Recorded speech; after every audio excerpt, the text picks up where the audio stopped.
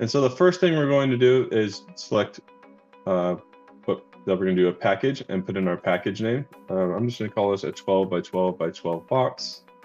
In the description, I typically just put the same thing in there. Of course, if you have certain descriptions that you want to put in there, you can. We can just say it's a box.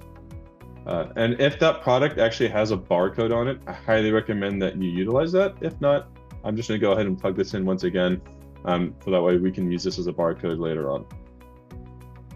Now, by default, when you create a package, it does go to all customers unless you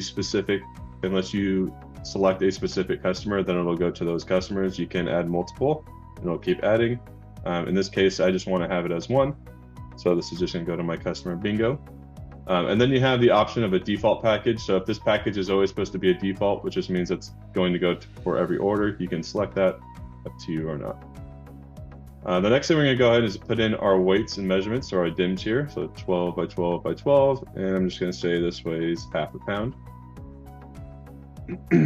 Now for cost and markups, you don't have to utilize this. This is just something for you to use.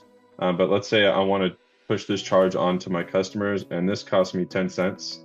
And I want to do a flat rate markup of $1.40, so that way we're charging them $1.50. Now this is to go broadly against all customers. Now if certain customers like, hey, we charge them $1, or certain customers we only charge them the unit cost, you can set that up in your billing system, whether that be Billing Manager or Billing Wizard. And then lastly here we have our inventory, if you want this to be inventoried by your warehouse. So you'd select your warehouse, you select who you want to be alerted.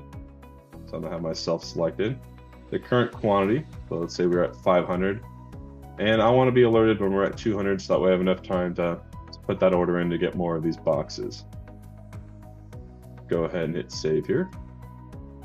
And one thing to note as well is you can come in here to this options and hit columns to where you can see your current quantity or which customer you have selected.